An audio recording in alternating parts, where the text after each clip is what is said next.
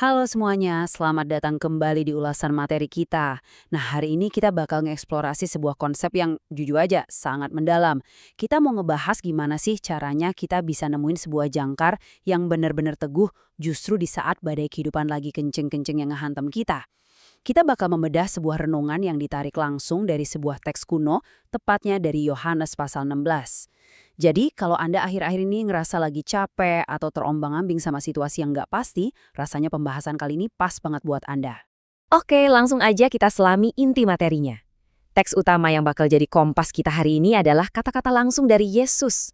Di situ dikatakan, "Semuanya ini kukatakan kepadamu, supaya kamu beroleh damai sejahtera dalam aku. Dalam dunia kamu menderita penganiayaan, tetapi kuatkanlah hatimu, aku telah mengalahkan dunia." Kutipan ini tuh bener-bener padat banget maknanya. Di sini kita langsung disuguhkan sama kontras yang luar biasa, antara dunia dan roh, antara badai dan kedamaian, yang bakal kita kupas tuntas habis ini. Tapi sebelum kita melangkah lebih jauh, saya mau ngajuin satu pertanyaan sederhana yang mungkin agak sedikit bikin kita mikir. Apakah iman kita ini benar-benar udah siap kalau diuji? Seringnya sih kita cara otomatis mikir kalau iman kita tuh naturalnya kuat, nggak bakal goyah. Kita ngerasa aman-aman aja. Tapi coba deh renungin, apa kenyataannya beneran kayak gitu pas angin mulai niup kenceng dan badai beneran datang? Nah, pertanyaan tadi ngebawa kita ke bagian pertama dari pembahasan kita hari ini, ilusi kepastian kita. Yang menarik dari poin ini adalah gimana sifat dasar manusia tuh sering banget nipu kita. Kita cenderung ngerasa paling beriman, paling rohani, dan paling kuat justru pas semuanya lagi enak dan gampang. Coba kita lihat perbandingannya. Di satu sisi, kita lihat momen malam itu bareng para murid. Mereka dengan sangat yakinnya bilang, "Sekarang kami tahu, sekarang kami percaya." Kelihatannya kokoh banget kan? Nggak ada ragu sedikit pun. Tapi pas realitas badai itu datang di Taman Getsemani, wow, beda cerita. Yesus tahu keberanian itu cuma emosi sesaat. Dalam hitungan jam aja pas tentara Romawi datang, keberanian mereka langsung menguap. Mereka lari kocar-kacir nyelamatin diri dan ninggalin guru mereka sendirian. Kalau dipikir-pikir, hidup kita juga sering banget kayak gitu kan? Kalau lagi duduk di tempat ibadah yang nyaman, rasanya gampang banget nyanyi soal penyerahan diri secara total. Tapi mari kita jujur, pas badai dunia nyata bener-bener mukul kita, sebutlah tiba-tiba dapat vonis dokter yang berat, atau ngelihat tagihan numpuk tanpa tahu harus bayar pakai apa, atau mungkin hubungan yang udah dibangun bertahun-tahun tiba-tiba hancur, iman kita sering banget ikut hancur. Di titik itulah kita biasanya langsung balik sembunyi di balik kebiasaan lama kita. Entah itu panik, marah-marah nggak jelas, atau malah jatuh ke jurang keputusasaan. Terus, gimana dong respon yang seharusnya? Kita masuk ke bagian kedua, kesunyian yang dipenuhi hadirat. Nah, di sini nih titik baliknya. Coba bayangin, pas semua dukungan dari manusia itu hilang, orang-orang terdekatnya lari, Yesus sama sekali nggak merespon dengan kepahitan. Dia nggak nyalahin keadaan. Alih-alih marah, dia justru bilang gini, "Namun aku tidak seorang diri, sebab Bapa menyertai aku."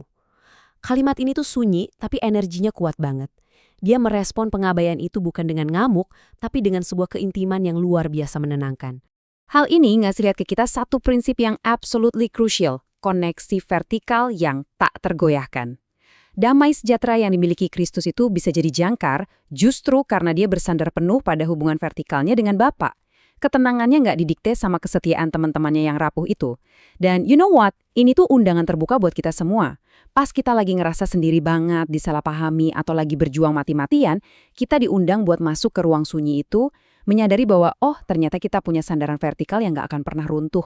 Konsep yang luar biasa ini secara logis ngarahin kita ke bagian ketiga, hidup dalam dua realitas.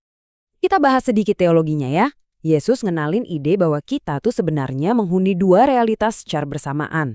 Untuk benar-benar paham, mari kita bedah kata aslinya. Yang pertama ada kata klipsis. Ini istilah Yunani yang artinya tekanan yang menyesakan atau kesesakan dari dunia. Perhatiin deh, Yesus di sini jujur banget. Nggak ada tuh yang namanya pemanis buatan. Dia nggak pernah janji kalau ikut dia hidup bakal bebas dari masalah. Selama kita masih napas di dunia ini, kita bakal selalu berhadapan sama yang namanya klipsis. Tekanan itu udah pasti ada. Dan ini dengan brilian mengilustrasikan betapa kontrasnya hal tadi sama kata kunci kita yang kedua, Irene. Ini kata Yunani buat damai sejahtera. Tapi tunggu dulu, definisinya bukan berarti hidup kita tiba-tiba mulus tanpa masalah ya, atau dapat tiket buat lari dari badai, bukan gitu. Irene itu lebih kayak sebuah ruang perlindungan di dalam batin kita. Sebuah kehadiran aktif dari Kristus tepat di tengah penah badai yang lagi ngamuk. Ibaratnya itu adalah titik tenang di pusat pusaran badai. Biar gampang, kita bagi dua aja realitas ini. Di kolom pertama, kita lihat posisi kita saat lagi ada dalam dunia. Ini realitas fisik kita sehari-hari, tempat di mana masalah, tagihan, dan badai dunia ngehajar kita habis-habisan. Tapi jangan berhenti di situ. Coba geser lihat ke kolom sebelahnya. Posisi kita dalam aku atau di dalam dia. Ini adalah realitas spiritual kita. Tempat di mana kedamaian sejati itu bersemayam, yang fungsinya benar-benar kayak jangkar. Jadi poinnya adalah, walau secara fisik di kolom 1 kita lagi babak belur dihajar masalah, jiwa terdalam kita di kolom 2 masih punya kapasitas buat tetap berlabuh dengan kuat dan tenang. Luar biasa kan? Dan sekarang kita masuk ke klimaks dari pembahasan kita. Bagian keempat, berdiri di atas kemenangannya. Disinilah pemahaman kita benar-benar harus bergeser dari sekedar mental survive atau bertahan hidup jadi mentalitas seorang pemenang. Coba dengerin deklarasi agung ini. Kuatkanlah hatimu, aku telah mengalahkan dunia.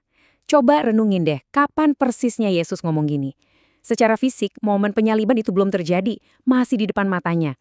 Di mata dunia, dia mungkin bentar lagi kelihatan kayak korban yang gak berdaya. Tapi dengan keyakinan yang luar biasa, dia ngucapin kemenangan itu sebagai sebuah fakta yang udah selesai. Dia nggak ngomong kayak orang yang berharap bakal menang, tapi dia ngomong sebagai sang pemenang itu sendiri. Jadi, poin paling krusial buat kita ada di pergeseran mentalitas ini. Kita nggak seharusnya hidup terjebak di sisi kiri, yang tiap hari kerjanya capek, nguras tenaga, dan berjuang mati-matian untuk nyari sebuah kemenangan yang entah kapan datangnya. Sebaliknya, kita tuh diajak buat pindah ke sisi kanan. Kita dipanggil buat hidup dari dalam kemenangan itu. Sebuah kemenangan yang secara nyata udah diselesaikan di Bukit Kalvari. Kita napak di atas fondasi yang udah kokoh. Kalau kita tarik semua metafora tentang badai dan jangkar ini, pesannya jadi benar-benar relevan buat hidup kita sekarang. Pas Anda mulai ngerasa capek, pas keberanian Anda mulai ciut, dan suara-suara di sekitar Anda terlalu bising nuntut ini itu padahal Anda lagi rapuh, stop sebentar. Nggak usah terus-terusan dilawan pakai kekuatan sendiri. Kasih ruang buat bisikan lembutnya buat menenangin hati Anda, dan belajarlah bersandar pada kemenangan yang udah dia jamin buat Anda.